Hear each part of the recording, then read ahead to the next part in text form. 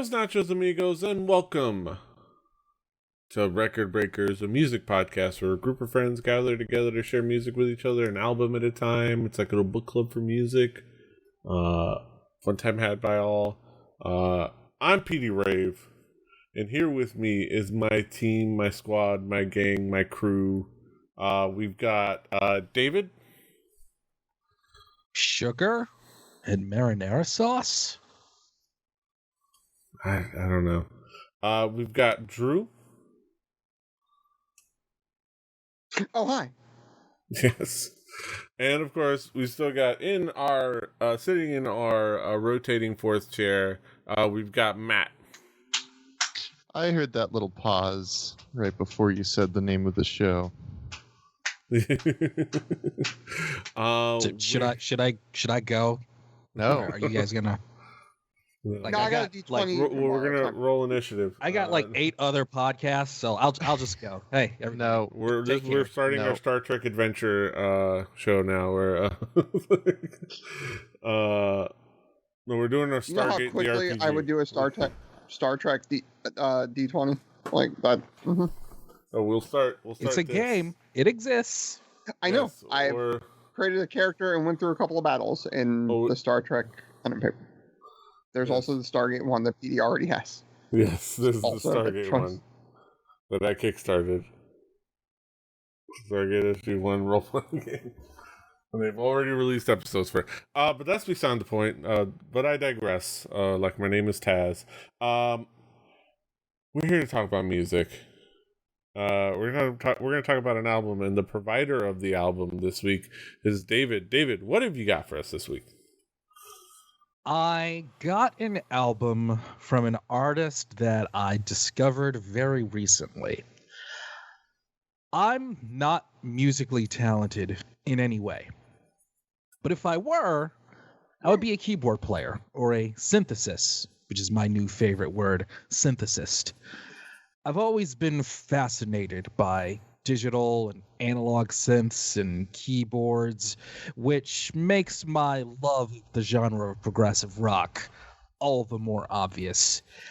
All of the musicians out there that I find most influential and inspiring are usually keyboardists or rock and metal artists that don't shy away from having keyboards and synths in their music. Tony Banks of Genesis, Jem Godfrey of Frost, Derek Sherinian, Eric Norlander, Arian Lucassen, and the list goes on of keyboard players that really influence and inspire me a lot. Arian Lucassen's upcoming Star One album, Revel in Time, the Star One project, usually has guest guitar players and keyboard players, and on the upcoming album, Arian announced a guest solo synth player who played on the famous Moog synthesizer.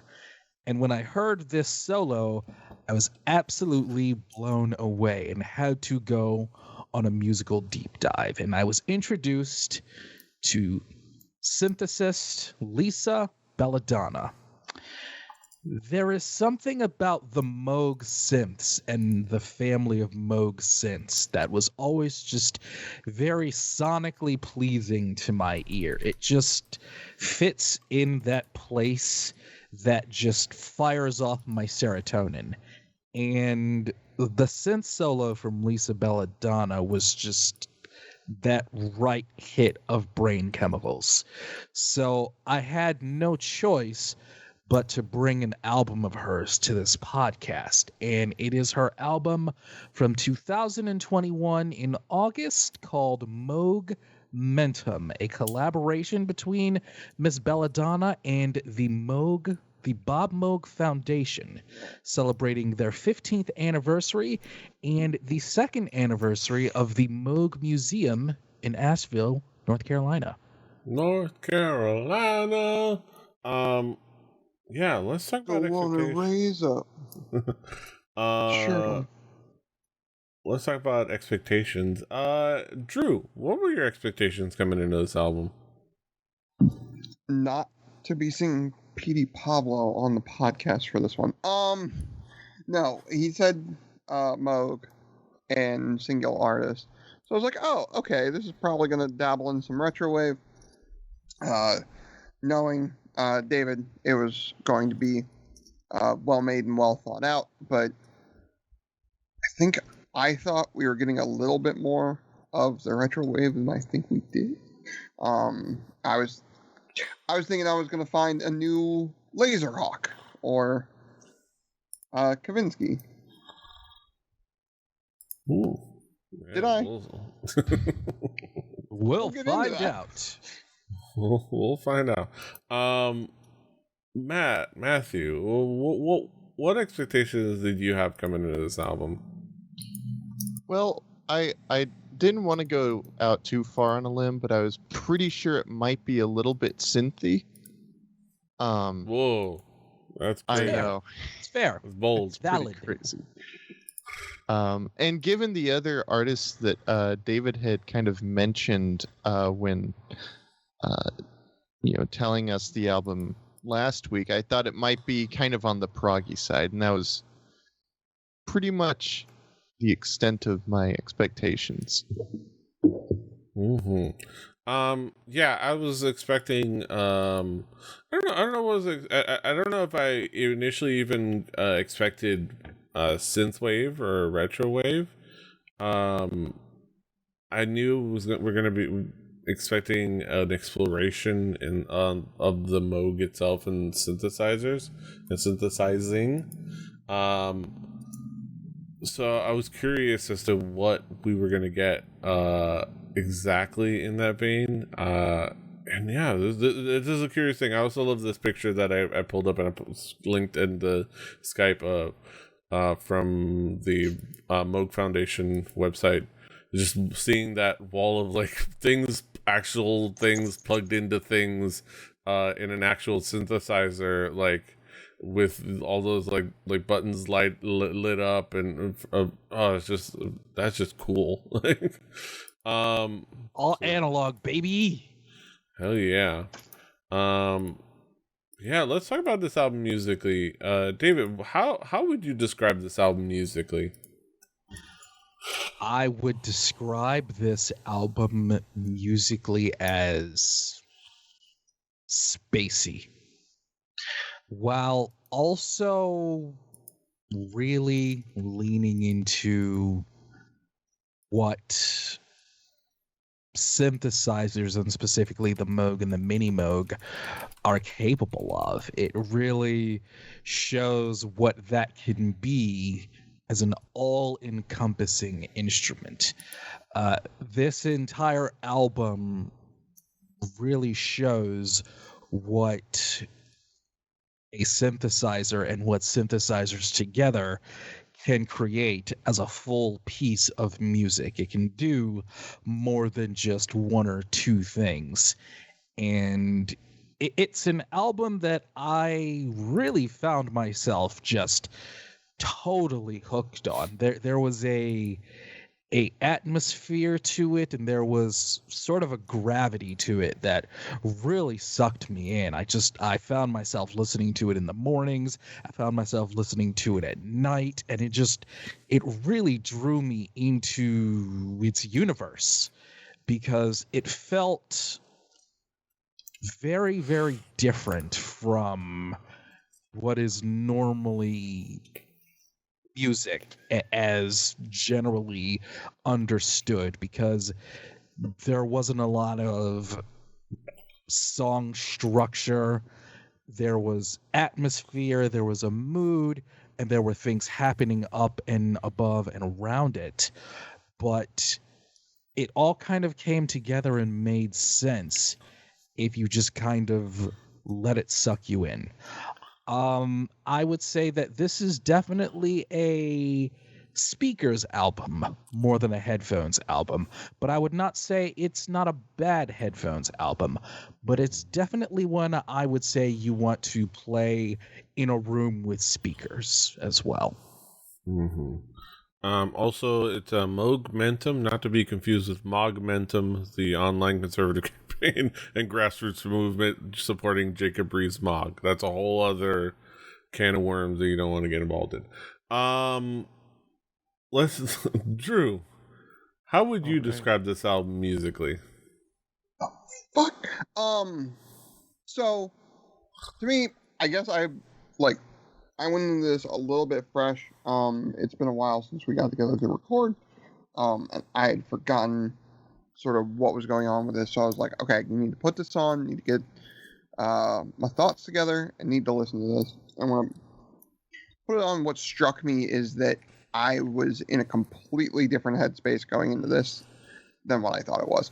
The first thing that really got to me was the ambiance, the feeling of it all, right?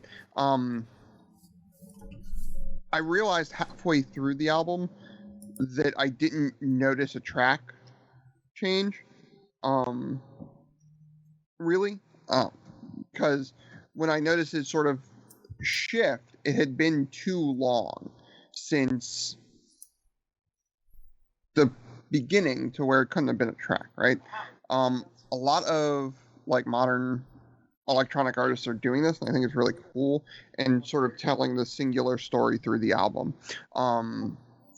Unfortunately, I did listen to this mostly through headphones, so I will try to go back and do it on speakers, although I don't really have great speakers. But the cool thing was, over the past couple of days, I've been listening to it a lot on an empty, empty high school campus that I sort of work at now. Everybody went home for break except for a few of us, so there was like 3 tech people and some cleaners, but I barely saw anybody.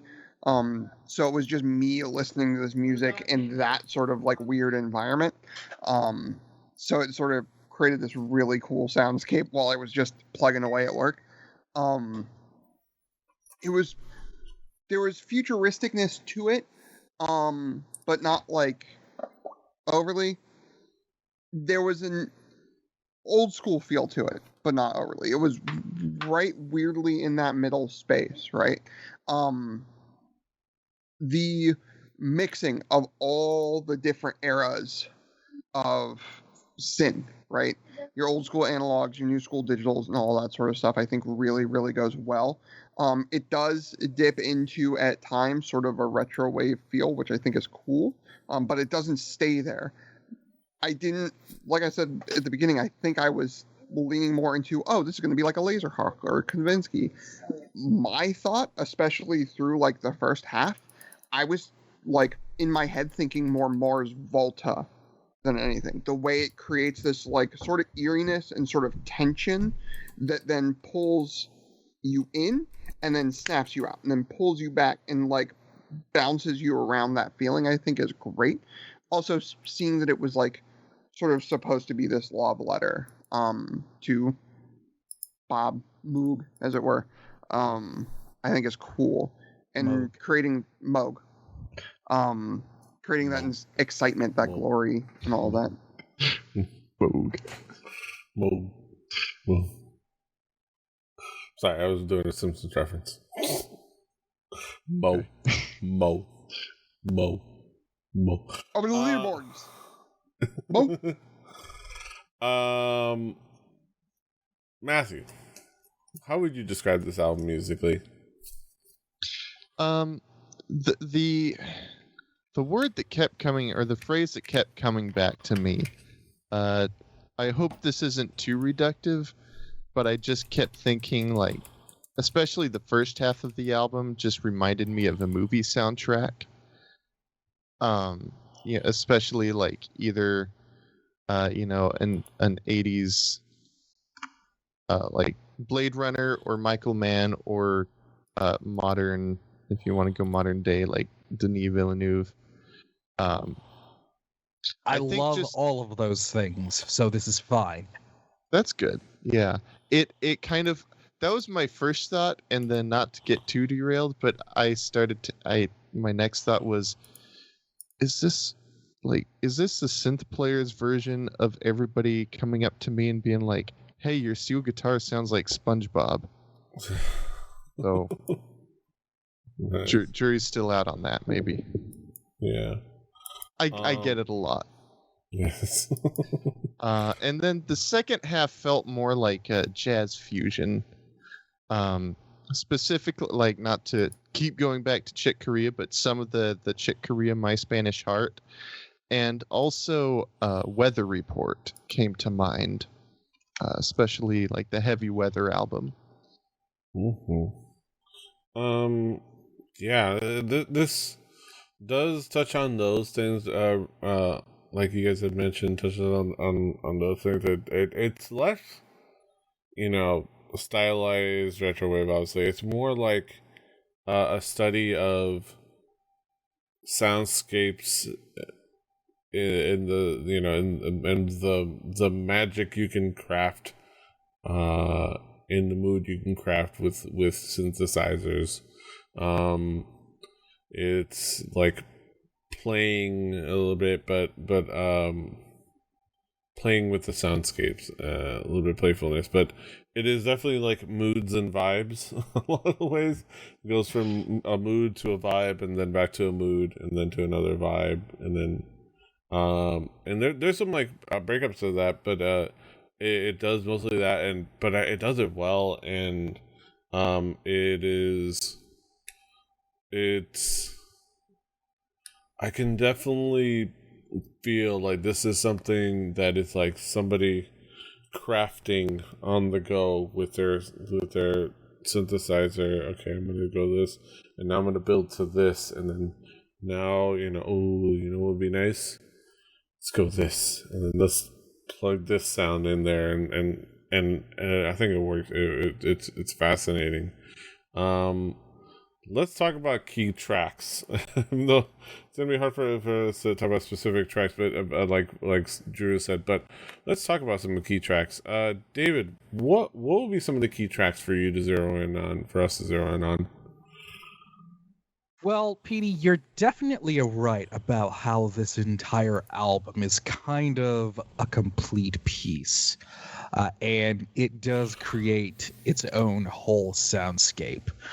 But I would say Onward to a Dream is where the album really, finger quotes, starts. The track Natalya starts with a bass drum that kind of drives the track through like a dark dimension of the galaxy, and I'm kind of here for it. And if you listen to this track, 3 minutes and 30 seconds is where it kicks in, and that's when you're really going. I was really into that. Also, track 9, Audio Visions, that track as a whole. Remember I Love You has a little bit of late 80s, early 90s adult contemporary R&B energy that I appreciated. And also Gardens of the Blue Ridge Mountains felt like, Petey, Drew, I think you'll appreciate this when I wrote in my notes, it felt like an intro to an entrance at the Tokyo Dome circa early 90s or Pride MMA. Yes. Very, very specific. Yes. That's okay. I get it. I'm here for it. I get it, and I'm here for it. That's what the kids call a deep cut. Yes. Weird cut. Yes. Drew, what would be some of the key tracks for you? Well, starting out, I'm not gonna do just Prologue, but Prologue into Ecliptic. That to me, that like sort of ease in, build the tension, create the pull sort of vibe to it. It's something that in recent memory on like newer albums is something I have not heard this well done. This like it reminds me of Deloused or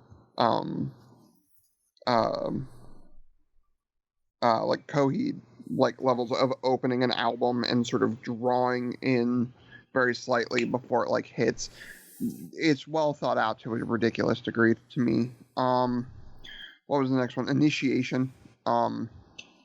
Initiation has the best parts of like 16-bit, say early 32-bit video game like sort of soundscapiness to it with a like jazzy synth piano. which is great. Like there's something to that that's amazing. Gardens of Blue Ridge Mountain is great. The use of hard panning, like on the left and right, like speaker, headphone, whatever, like, and how it created that like wave feeling, I think is really cool. And then anytime you end with an organ, like you did on Epilogue, even if it's a synth organ, creating this like forebodingness to it, like a very, I always tend to go back to like weird references, but like that Castlevania sort of like organ hit, the choice, just amazing, just really cool. Mm-hmm. So what is a man but a bundle of secrets? Matthew, what tracks would you zero in on? Prologue and Ecliptic, those were kind of the two that were that really kind of made me think about like the movie soundtrack, you know, the dark, you know, it's twilight, it's overcast, you're looking at a city from high above, that kind of thing. Natalya, this one I think was the one that I kept going back to, like every time I listened to it, this was the one that kind of pulled me out, specifically at approximately 3 minutes and 30 seconds in, because it really just, because up until, I guess, Onward to a Dream did it to some extent, but it was all, up until this point, it all felt pretty mellow and very, to me anyway, it ended up being a little bit more background music. And then Natalya is like, hey, listen up. Here's some interesting harmonic content. It's like, it was maybe harmonic minor or something similar, and like these diminished runs, and just really pulled me in. Initiation, this was the one that made me be like, oh look, it's the tone from My Spanish Heart, which is, it's not to say that anybody, you know, invented it, but it's like, oh, it's something I can latch on to. Mm-hmm. And Remember I Love You, this one, this had the very kind of jazz fusion vibes to me. You know, some of the other ones as well, but this is kind of the one that jumped out at me. And yeah. Mm-hmm. Yeah, if I was gonna kind of zero in on anything, I would say I would follow up what David was saying of like how the, you know, you say Onward to a Dream was where it starts. I would say the beginning of three tracks, I would put it as the prologue is the album starting its engines, you know, doing its telemetry, getting the plane started. The Ecliptic is the album taxiing to the runway, and Onward to a Dream is the plane taking off and reaching cruise altitude. Like, I think that is probably the most apropos way I can think of doing it. Is it's what makes it's kind of how it starts off the album really well, and it kind of gets it into the Moogmentum of it really well. And Onward to a Dream really kind of like it does take you to that dreamscape that it's building with the different sounds. And Natalya, however you want to pronounce it, it is I think that one is the first song where it's like, oh, here, a switch up.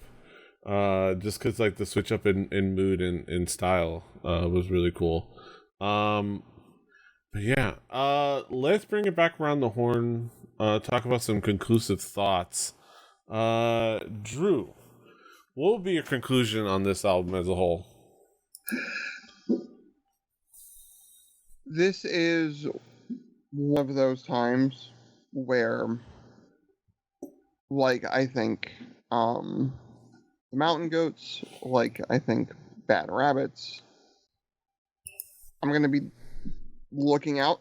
I'm going to be seeing what else they've got going on. I'm going to be keeping up with it. It's not always that I do that. Even when I really like an album, like, sometimes I don't think to go back. This is something where I'm going to be trying to actively keep up. It was an amazing album. There are times where I need good music that can still catch my attention, but I can get work done too, while it's still being more interesting than just lo-fi hip-hop beats and a girl at a desk. Not saying that that's bad, just saying that that specific corner of YouTube is specifically meant for a certain thing. This is something that I'm putting in that category heavily, and something that, like, again, I want more of. Like, it's very well thought out.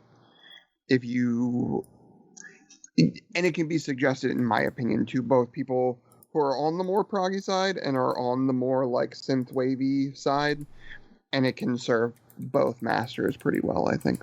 So. Matthew, what would be your conclusion on this album as a whole? Overall, I really enjoyed the album. This is the perfect example of something I would never have checked out on my own. That's why I love doing the podcast. I imagine this would be great to listen to in a dark room. I didn't get around to it, but just with the lights off. I can confirm it is. Yeah, maybe. Yeah. Cocktail. I hear that people like to take baths with all the lights off, so I feel like this might be a good candidate for that. Maybe a shower beer, perhaps. Exactly. Is that really a thing? The shower beer? Yes, there's an entire Reddit. Of course there is. Of course there's a subreddit for it. Not to get too far off tangent. Side note, going to that subreddit, just FYI, not safe for work. Weirdly enough, there's naked people on shower beer. Who would have thought? It just, maybe I don't drink beer quick enough or take too. How does the beer not get too warm? Is my question, and we don't need to get into this right now. But that's just a question I'm putting out to the world. We really don't. Put that out into the universe, and you'll know or you won't know. Yeah. That aside. Yes, dark room. I almost did it tonight, actually, but I just didn't have quite enough time to do so. After a hard day. Yes. Yeah, this album is a lovely homage to the Moog and to synthesizers. It is a nice escape into a nice headscape. It's also nice to write to and nice to work to, but you can also kind of close your eyes to it and just kind of, like, just dream a little bit. And it's well done. It's well crafted and lovely, and I think the fact that it supports something that's cool, like the Bob Moog Foundation and the Moog Museum, which just looks cool, and I want to go. I don't know what else I do in Nashville, North Carolina, but I'm sure there's a lot of other things. But the Moog Museum seems really cool. Yeah. David, what would be your conclusion on this album as a whole? I do not get the opportunity to find particular artists that really strike me and inspire me often. And Lisa Belladonna came around like a bolt of lightning. As someone who can appreciate what synthesizers can do, it's the most inspiring album I've come across in quite a while. I really found myself entranced with not just this album, but all of her work that I could find. And this album put me in a headspace that I really didn't want to come out of for a while. And I'm definitely going to be going back. I'm going to continue my deep dive into her work. And I feel like if you're someone who can appreciate keyboards and synthesizers and soundscapes and atmosphere, I think this would be a really cool place to start. Mm-hmm. That's for sure. Yeah, those are our thoughts on Lisa Belladonna's Moogmentum. Now we get to the main event of the evening. Time for your haiku reviews. The time for talking is over. It's time for your main event. The 575. Let's get down to the nitty gritty. Haiku numero uno. Drew, what is your haiku? Cynthia Loveliness pays a fitting tribute to music pioneer. Mm-hmm. Matt, what is your haiku? It's what the box says. Well done with lots of restraint. Mostly background grooves. Mm-hmm. My haiku. Love letter to Moogs. Beautiful moods and soundscapes. The science of sound. And last but not least, David, what is your haiku? I love the Moog synth. Spacey bliss, 40 minutes. A revelation. Mm-hmm. Those are our thoughts on Moogmentum by Lisa Belladonna. You can, of course, find it on our Spotify playlist. Play Record Breakers at home. Get them to your due diligence and your due diligence. You can and also her Bandcamp. And her Bandcamp at lisabelladonna.bandcamp.com, or you can go to fanlink.to/Moogmentum for the digital formats, and bit.ly/Moogmentum CD for the online store to get by physically, which I believe is for the Moog Foundation online store to buy the CD, or you can buy the CD at her Bandcamp as well. I'm going to have all those links in the show notes. But on that Spotify playlist will be next week's record, that's for sure. And it'll be provided by Drew. Drew, what have you got for us next week? Going with something super underground. From Georgia, actually. It's an album that came out of an artist that a lot of people thought was just going to be one hit, a gimmick, and that was it. I don't know what we're going to be doing about the album cover on Twitch, but Montero Lamar Hill, otherwise known as Lil Nas X, with his album Montero. Mm-hmm. SEO album, baby. Yeah. Look forward to that. But that'll be next week, and this is this week. And you can, of course, find us. Bunch of 30-year-olds talking about Lil Nas X. Yes. Yes. And only half of us are of color. Yeah. But yes, the other half lives in the Midwest and Texas. Yes. Oh yeah, this is gonna go great, guys. It's gonna go over well with our homosexual contingent here at Exactly. Record Breakers. The youths. You can of course find us all over the internet. David is at Call Me DJM. Drew is at X Drucifer X. Matt is at MRiddickW. I'm at PD Rave. The show's at 4 Record Breakers. That's the number 4 Record Breakers. RecordBreakersPodcast.com. RecordBreakersPodcast@gmail.com is the email if you want to email us feedback and hey recommendations and things like that. Rebelli Podcast. RecordBreakersPodcast.com as well. Rebelli.net for listening to other shows. Rebelli TV on Twitch and on YouTube. Head on over to the Twitch, follow us there as we go live with not only Record Breakers but our D&D stuff and our game streams, including now we started a stream where Daisy coaches me on The Witcher 3 and kind of relives the game vicariously through me, and it's kind of fun.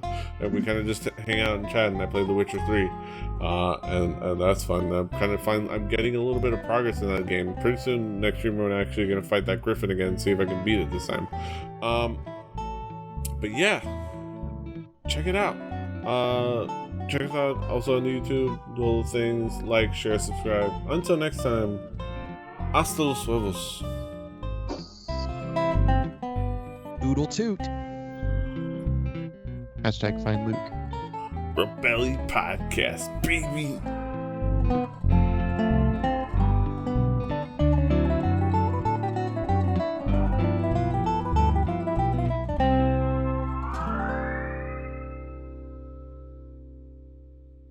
Diamond Club hopes you have enjoyed this program.